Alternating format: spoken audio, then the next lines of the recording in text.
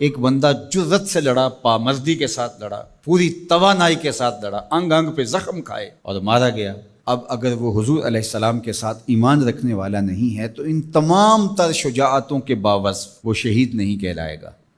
شہید وہ ہوگا جس کو حضور کے ساتھ روحانی انتساب ہوگا، تعلق باطن ہوگا، ایمان کا رشتہ ہوگا، تو شہادت حضور کے قدموں سے ملتی ہے۔ اور اگر یہ تعلق قائم نہیں ہے تو یہ سارا عمل شہادت کا ذریعہ نہیں بن سکتا، شہادت کا ٹائٹل اس کو دستیاب نہیں ہو سکتا۔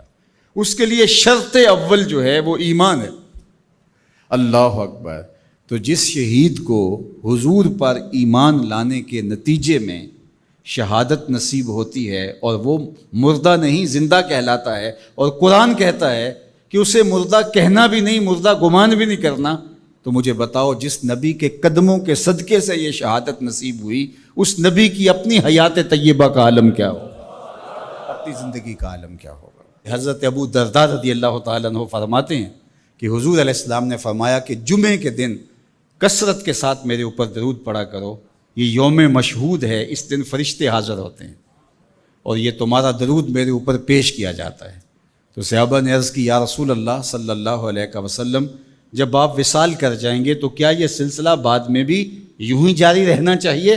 تو آقا کریم نے فرمایا، ان اللہ حرم علی الارض ان تاکل اجساد الانبیاء فنبی اللہ حی یرزق۔ اللہ نے مٹی پر حرام کر دیا ہے کہ وہ نبیوں کے جسموں کو کھائے، نبی قبروں میں زندہ ہوتے ہیں اور ان کو رزق بھی دیا جاتا ہے۔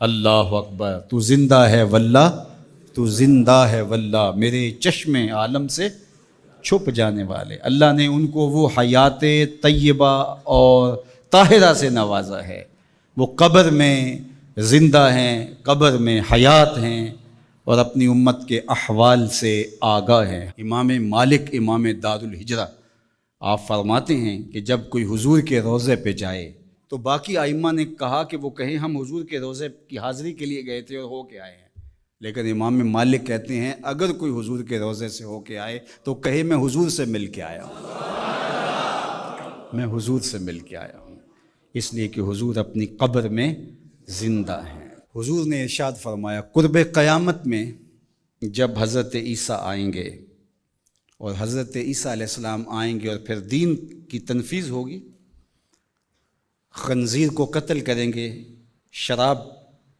ختم کر دی جائے گی، صلیب کا نشان توڑ دیں گے، کفر مٹ جائے گا، اسلام کا جھنڈا کائنات کی ایک ایک چھت کے اوپر لہرا رہا ہوگا۔ جب حضور کا دین پوری دنیا کے اوپر غالب ہوگا تو حضور فرمایا، والذی نفسی بیدہ، فرمایا مجھے قسم ہے اس رب کی جس کے قبضے میں میری جان ہے۔ جب حضرت عیسیٰ یہ سب کچھ کر چکے ہوں گے تو پھر وہ میری قبر پہ حاضری دینے کے لیے آئیں گے۔ اللہ اکبر۔ جب میدان میں بھیجا جاتا ہے کمانڈر کو تو وہ سارا کام کرنے کے بعد پھر ہیڈ کوارٹر میں آ کے جو ہے وہ اپنے سپریم لیڈر کو سلوٹ کرتا ہے کہ جناب جو مشن سونپا گیا تھا وہ کر آیا ہوں۔ حضرت عیسیٰ سب کچھ کرنے کے بعد ثم لئن قام علی قبری، فرمایا پھر وہ آ کے میری قبر پہ کھڑے ہوں گے اور پھر کیا کہیں گے، یا محمد صلی اللہ علیہ وسلم، مجھے یا محمد کہہ کے مخاطبت کریں گے۔